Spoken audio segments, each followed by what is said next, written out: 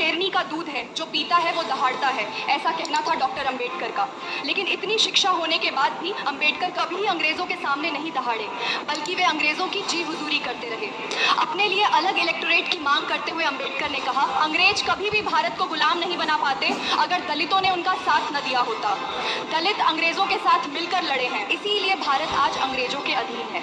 इसका जिक्र आपको बाबा साहब स्पीचेस एंड राइटिंग्स के वॉल्यूम 10 पेज नंबर 46 पर मिल जाएगा। जो लोग कहते हैं बाबा साहब ने संविधान दिया, तो फिर उन्होंने 2 सितंबर 1953 के दिन आंध्र स्टेट बिल पर चर्चा के दौरान ये क्यों कहा था? मेरे दोस्त कहते हैं मैंने संविधान बनाया है, लेकिन अगर मेरा बस चले तो इसी संविधान को सबसे पहले मैं ही जलाऊंगा।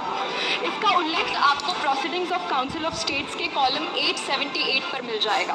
और ऐसा उन्होंने क्यों कहा था, इसका उल्लेख आपको बाबा साहब स्पीचेस एंड राइटिंग्स के वॉल्यूम 15 पेज नंबर 860 पर मिल जाएगा। ये संविधान मेरी इच्छा के विरुद्ध बना है, मुझे जो करने के लिए कहा गया मैंने वही किया, मैं तो एक कर्मचारी मात्र था। और आपको जानकारी के लिए बता दूं, डॉक्टर अंबेडकर कभी भी आज़ादी के पक्ष में नहीं थे।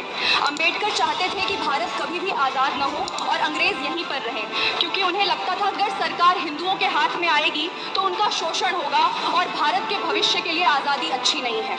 और ये डॉक्टर अंबेडकर ने 5 अप्रैल 1946 को एक मीटिंग में खुद कहा था। इसका जिक्र आपको अंबेडकर द्वारा लिखी किताब what Congress and Gandhi have done to untouchables के पेज नंबर 168 पर मिल जाएगा। इसके अलावा डॉक्टर अंबेडकर या उनके सहयोगियों की आज़ादी पे कोई भूमिका नहीं रही है और ना ही उन्होंने किसी फ्रीडम मूवमेंट में हिस्सा लिया।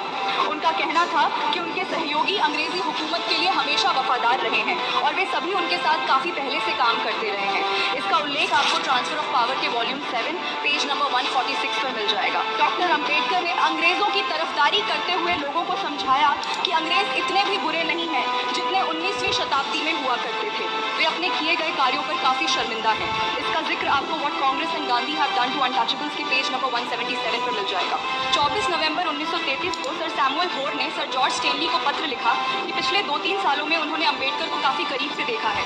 वे और उनके ज़्यादातर दोस्त उनकी काबिलियत से प्रभावित हैं और मानते हैं कि अंबेडकर भारत में ब्रिटिश प्रभाव का समर्थन करना चाहते हैं। उन्होंने पहले गांधी से और फिर जाति हिंदुओं से बड़ा संघर्ष किया और कुल मिलाकर वे इस लड़ाई में सफल होकर उभरे हैं। सोचिए, जिस व्यक्ति को हिंदुओं से इतनी नफरत थी, उस व्यक्ति की देश के प्रति क्या निष्ठा रही होगी। सोचिएगा जरूर।